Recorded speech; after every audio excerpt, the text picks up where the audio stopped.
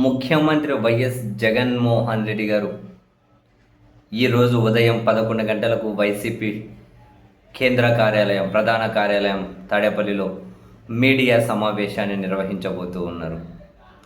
వాస్తవానికి జగన్మోహన్ రెడ్డి గారు ఎప్పుడు మీడియా సమావేశం పెట్టినా మనం తనను అప్రిసియేట్ చేయాల్సింది. ఎక్కడే కూడా గాలి విమర్శలుండవు, గాలి మాటలుండవు, అర్థవంతమైనటువంటి వ్యాఖ్యలు ఉంటాయి. అండ్ తాను దగ్గర అథెంటికేటెడ్ డాక్యుమెంట్స్ పట్టుకొని, అథెంటికేటెడ్ ఆధారాలు పట్టుకొని మీడియా సమావేశంలో మాట్లాడతారు. చాలా క్లియర్గా, క్లారిటీగా. ప్రస్తుత రాజకీయాల్లో గాలి మాటలు, గాలి విమర్శలు లేకుండా అర్థవంతమైనటువంటి మీడియా సమావేశాలు, అర్థవంతమైనటువంటి కామెంట్స్ చేసే లీడర్స్ చాలా చాలా అరుదు. ఆ అరుదులో జగన్మోహన్ రెడ్డి గారు అయితే ఖచ్చితంగా ఉంటారనిపిస్తుంది చాలాసార్లు. బహుశా ఈరోజు ఏ ఏ అంశాలను ఆయన కవర్ చేయబోతున్నారు అన్న విషయం చూడాలి. బట్ ప్రధానంగా రైతుల సమస్య అయితే, మరీ ముఖ్యంగా అరటికాయల సమస్య ఏదైతే ఉందో ఆ అరటికాయల సమస్య మీద ఇప్పటికీ ఒకసారి ఇంగ్లీష్లో, ఒకసారి తెలుగులో తాను ట్వీట్ చేసి ఉన్నారు. జగన్మోహన్ రెడ్డి గారు చెబుతున్నది అబద్ధాలు అని ప్రభుత్వం వాళ్ళ పత్రికలు చెబుతూ వచ్చాయి.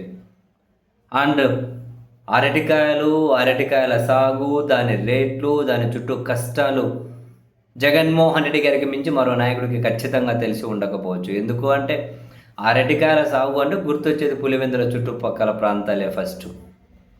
ఎందుకంటే అక్కడ కొన్ని వందల వేల ఎకరాలలో అరటికాయలు సాగు చేస్తారు, అరటికాయల తోటలు ఉంటాయి. సో స్వయాన తానే వెళ్ళారు, క్షేత్రస్థాయిలో పరిశీలించారు.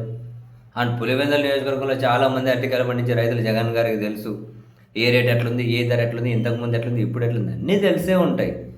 సో బహుశా ఈరోజు మీడియా సమావేశంలో ఈ అంశాలను కూడా ఖచ్చితంగా ప్రస్తావించవచ్చు.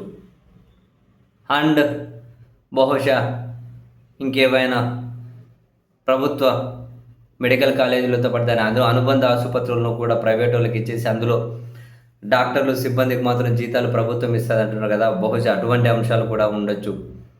ఏమేమి అంశాలన్నా ఉండనియండి, బట్ ప్రతిదీ కూడా అథెంటికేటెడ్ డాక్యుమెంట్స్, అథెంటికేటెడ్ ఆధారాలు పెట్టుకునే మాట్లాడతారు. మీరు ఈరోజు చూడండి అట్లే మాట్లాడతారు.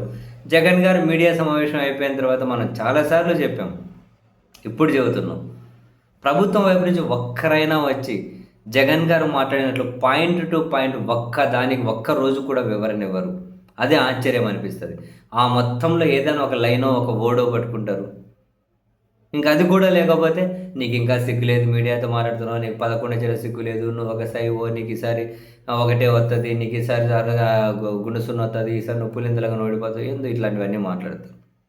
జగన్ అంత క్లియర్గా మాట్లాడతారు, వీళ్ళు మాట్లాడచ్చు కదా.